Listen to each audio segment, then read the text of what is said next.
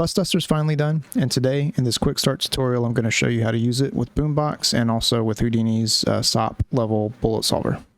So let's jump right in and drop down BustDuster. I'm busting this, it's actually a bust piece of geometry from free 3D scans. I'll have a link to that.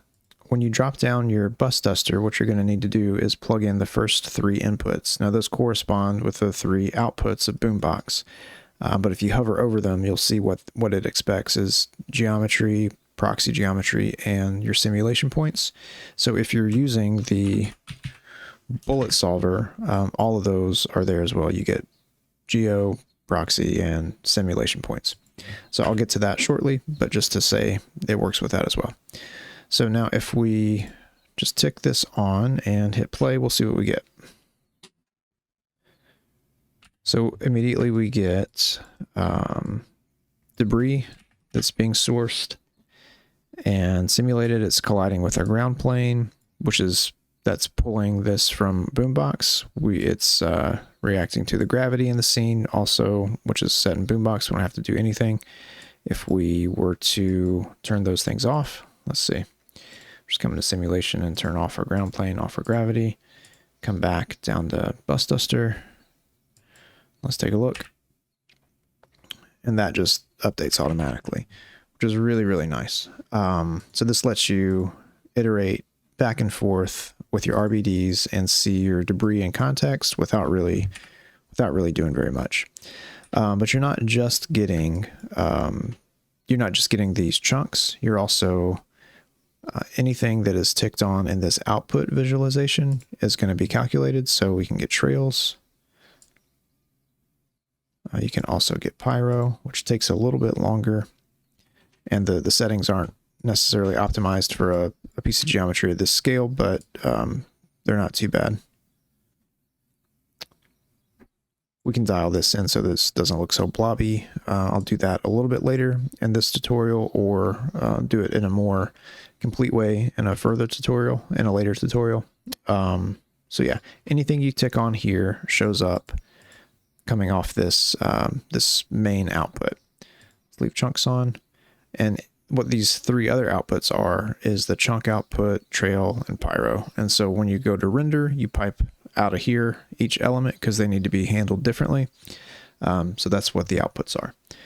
Now internally, the thing that really makes BustDuster go is the debris source.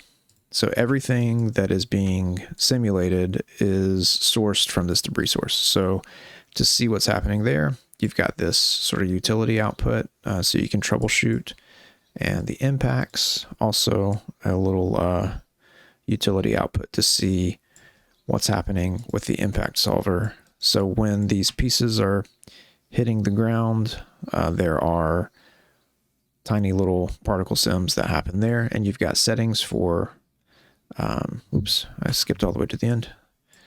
You've got settings for that in the impact. You can dial those in. You got settings for debris source, which we'll go over.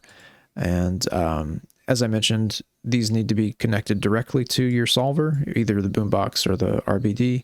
So obviously you can't have a cache in between here. If you need to cache this, which, you know, the real strength of this is the interaction between the two. So you want to keep that live. But if you are at a point where you want to cache that, you can do it in here in the input cache. So that's there as a convenience. And yeah, so let's keep moving with some of the funner aspects of this. So this is looking decent. I feel like the trails are lasting a bit too long, so let's go ahead and deal with that.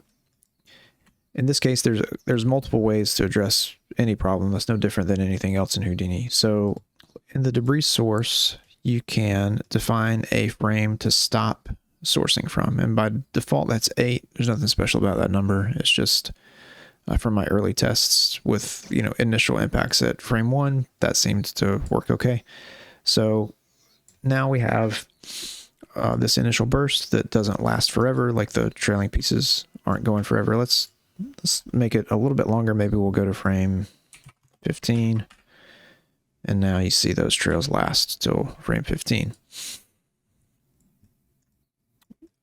All right, so let's dive into some of these chunk settings. I'm going to try to move really quickly to just for the sake of time. And again, I'll have longer tutorials, more specific at a later date. So just stay tuned for that. So in our chunk setting, let me tick off our trails. What you can see is that we have geometry that's being instanced onto points. Now you can disable that, so you could just get your raw particle output if you want. By default, it's this sort of noisy sphere. There's settings for what that geometry is doing. In the display properties, you can go to chunk geo settings, and you can change that, the noise on that sphere, and you can change the color, all kinds of things. But if you don't like this, if you want to use custom chunks, that's what this last input is for. Now let me grab here, just for the sake of time, I pre-made this, which is nothing really special. It's just platonic objects and a cube.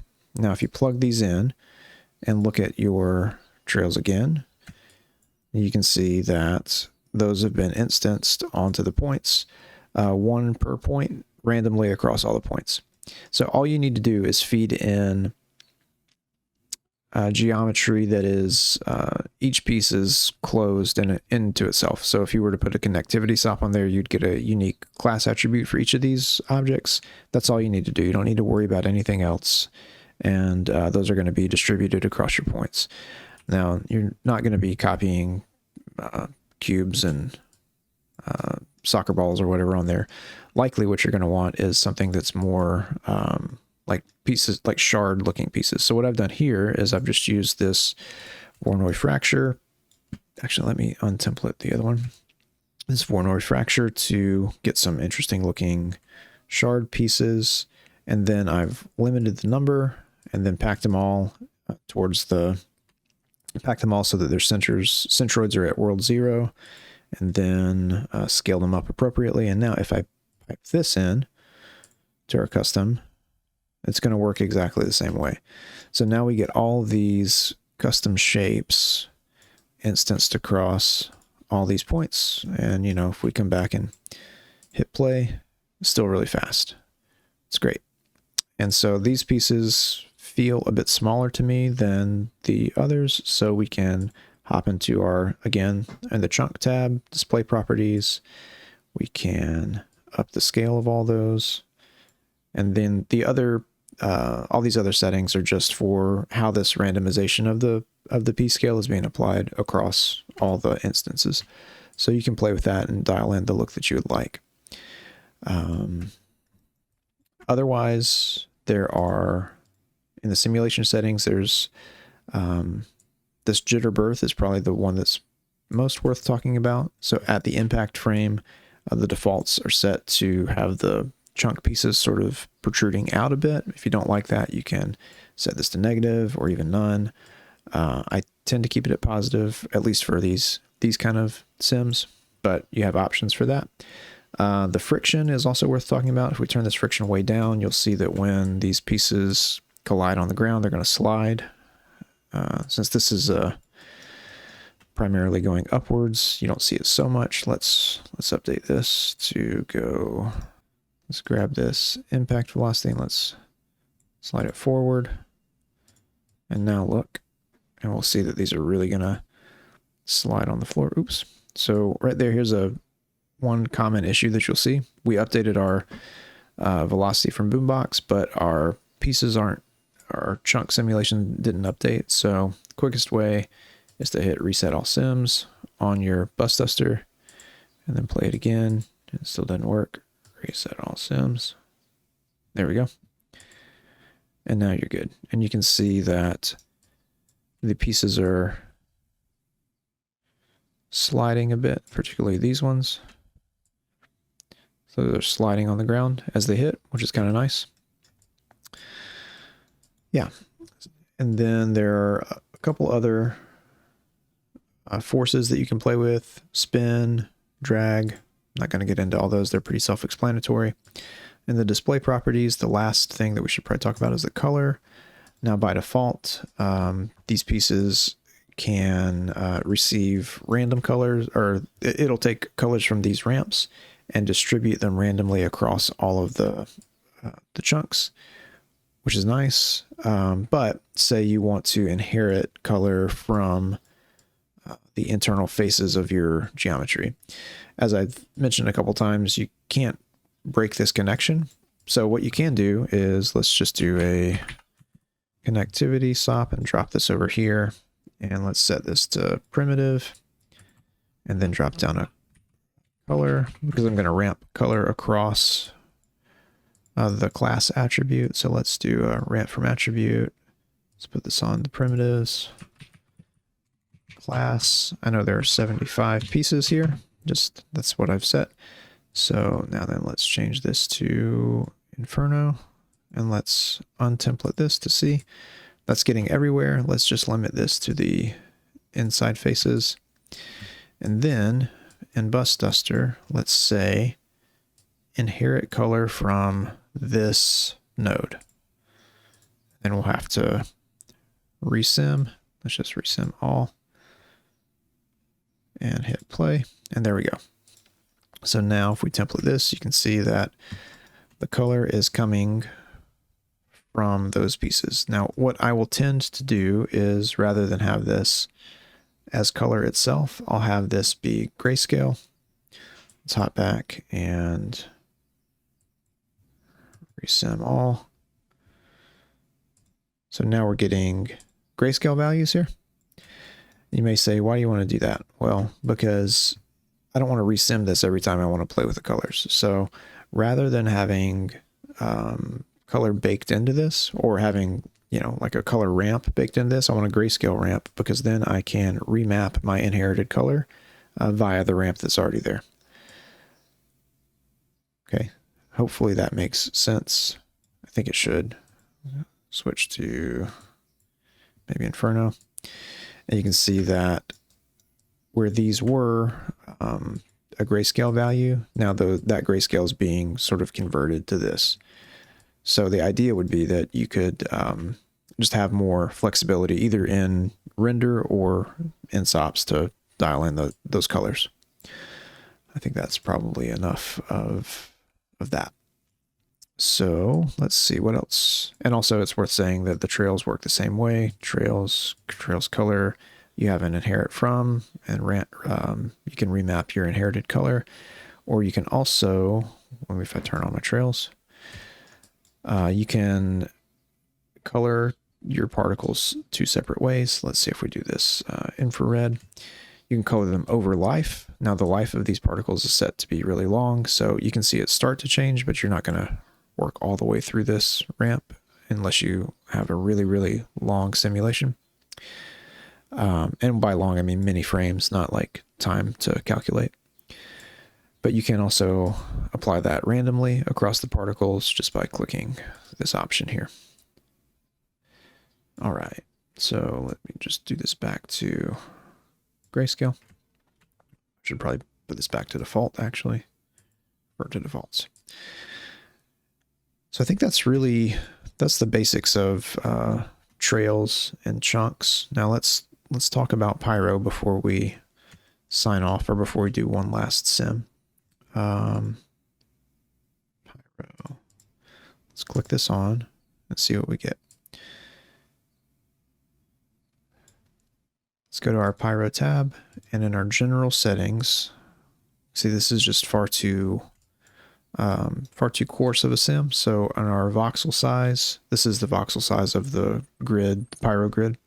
Let's just go lower to make this a finer simulation.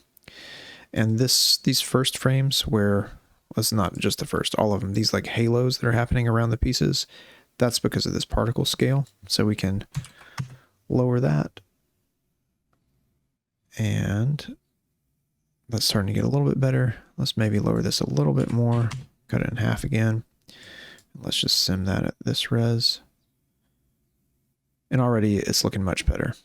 So you can dial this in further with the shape tab.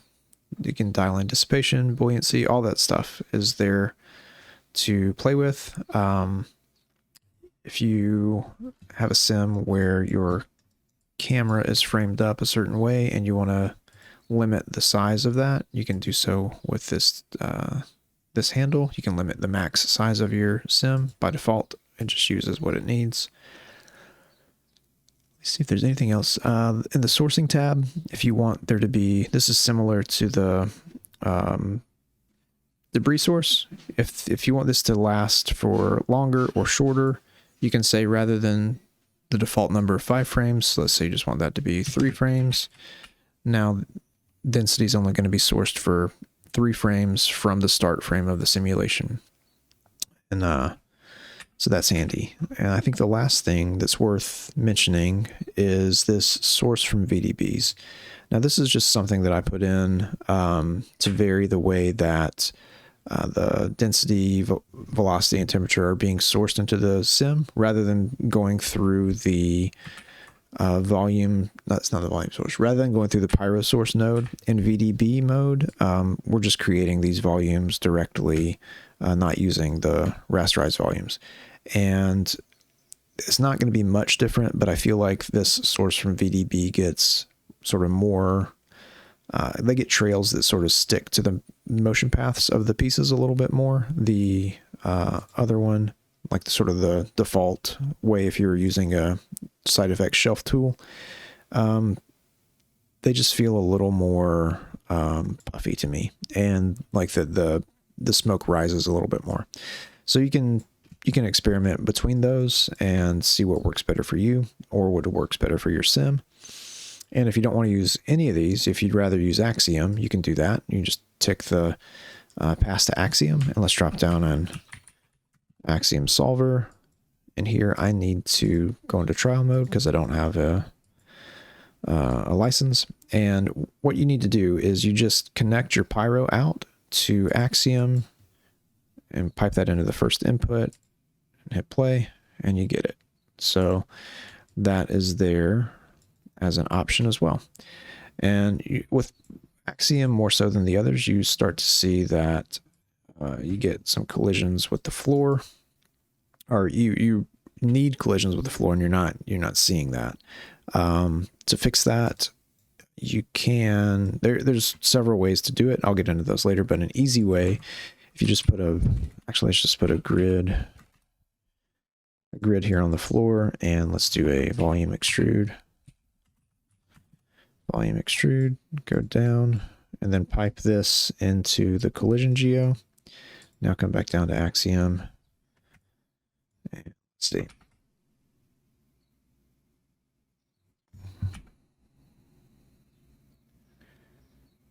And now you're not getting any collisions with you're not getting any anything going below the ground plane.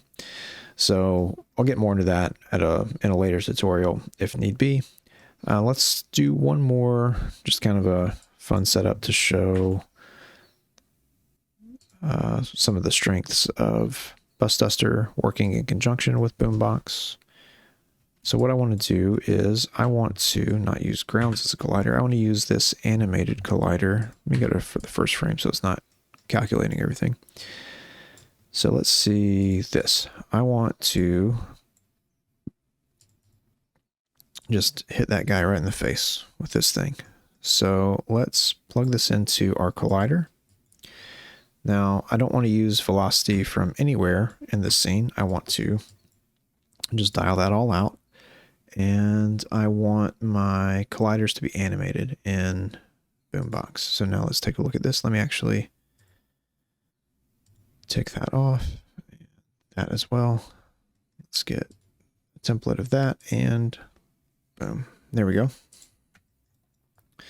That's kind of fun. Those pieces are maybe flying a bit too far, so let me just see if I can dial that in some by upping our drag. Didn't really do too much. Let me ignore the mass on that, and I'll probably have to dial that back down. Actually, that's okay. And let me do our drag. Let's put a drag on our spin as well. Maybe that drags a bit too much. They look like they were having a really hard time hitting the ground. Maybe still a little bit too much. All right, we're gonna say that's good enough.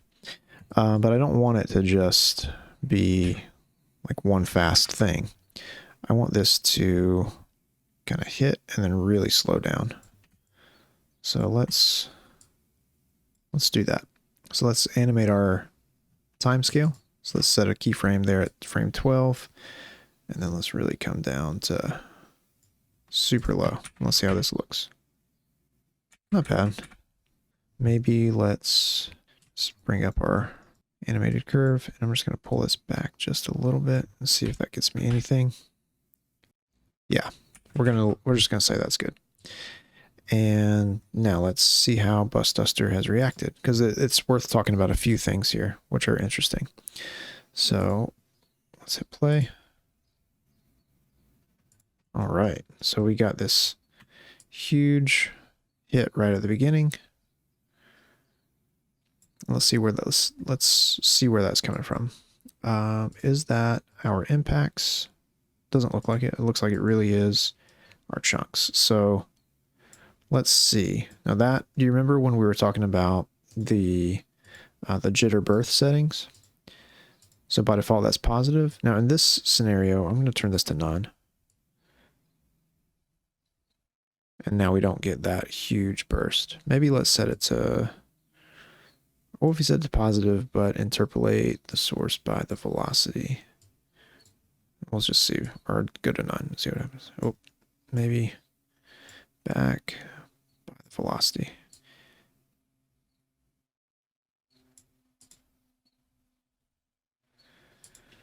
That may be a little bit better. It's different for sure. And let's look at our trails to see if there's anything to troubleshoot there. Definitely is. I think it's the same issue. There's such a huge difference between between frames here. So when we jitter this birth, yeah, this one's going negative. Let's just go none. And yeah, there we go. And I think the other thing that we need to look at is our debris source. We're stopping that emission at frame 15. So we're really only getting 2 frames of emission. Let's go up to 24 with that. And there we go. Now, the one thing that I feel like is really cool about this, that is not going to get much attention at all, but is really useful, is if you notice, our start frame here on BoomBox is 1, right? So this is calculating the sim all the way from frame 1. But BustDuster is smart enough to know that, hey, all these frames before here, there's nothing going on, so I don't need to actually simulate those. So your start frame for all of your simulations is automated by the presence of the debris source. So there's nothing you have to think about. It's just something that's programmed into it that I feel like is really useful. Particularly if you're using the RBD Bullet Solver and you're like dropping an object, you don't have to watch your sim and figure out what frame to start on or anything like that. It just does it automatically. And since we were talking about RBD Bullet Solver, let's just go ahead and show that as well. So let's drop down a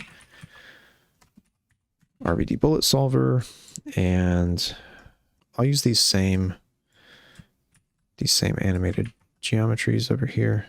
Okay, so let's just pull these down here, but I can't use this because it's not fractured. So let's just drop down a, let's do this the old way, ISO offset and a scatter, and I don't need 1,000 pieces. Let's just do 200 and just do a simple Voronoi fracture just for the sake of speed. I'm gonna pipe that in there.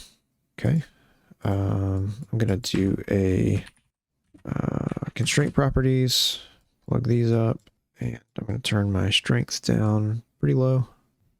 And I'm gonna pipe these into the RBD Bullet Solver, and I'm also gonna pipe in this collision geometry down here, and then set this up really quickly. I need a ground plane. What else do I need? I need colliders, collisions, animated collisions. Let's take a look at our bullet solver and see if this is working. Yeah, there. Oh, nope, it didn't work. Hang on. So rather than animated, I think we need deforming. And there we go. All right. So it looks different. We probably need a few more sub steps to get that to not go straight through. Let's go to setup, global sub steps. Let's go to 3. Yeah, there we go. All right, so that's looking pretty fun. Now let's drop down a BustDuster and set this up to work with the RBD solver. So first thing we need to do is just select what our input type is. Now this instanced type, I didn't go over this, but this is for using BoomBox in the packed instanced mode. I'll get into that in another time. So we need to plug in our geometry, our proxy, and our sim points. Now let's take a look at BustDuster. Let's template this and we'll check it out. There we go. Works exactly as you would expect. So we can see that as similarly to the previous example where BustDuster is smart enough to understand that it doesn't need to start simulating until the first frame of contact. Yep, there it goes. And now let's see if we turn on our trails. We're going to get lots of trails as well. Trails that go on forever because we haven't set that to be limited yet. I'll show you a different way to limit that rather than using the debris source. So in our trails tab, you can come into particle settings. Now, rather than use this points mode, which is basically a subset based on this birth rate of the points present in the debris source, you can use all points. And that's going to say, I'm just going to put a point on everything, right? Not just, this impulse activation should be set to 1 by default. I'll fix that. So now it's going to just go absolutely insane. But let's say we only want that to happen at frames less than 14. So we'll say $F less than 14. And now we're just going to get more of an impact than actual trails. So you're just using this as a sort of a secondary finer dust impact rather than actual trails. So you can set it up that way as well. If you want a little bit more, go to frame 16. There we go.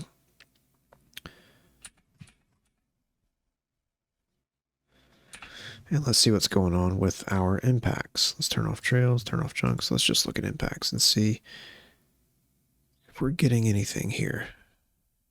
So the issue with our impacts is that on the bullet solver, you have to tell it to do that. So if you add impact data, it's going to do its thing. Now then, if we look at our impacts here, there we go. So now we're getting those. Now, BoomBox, you get them by default.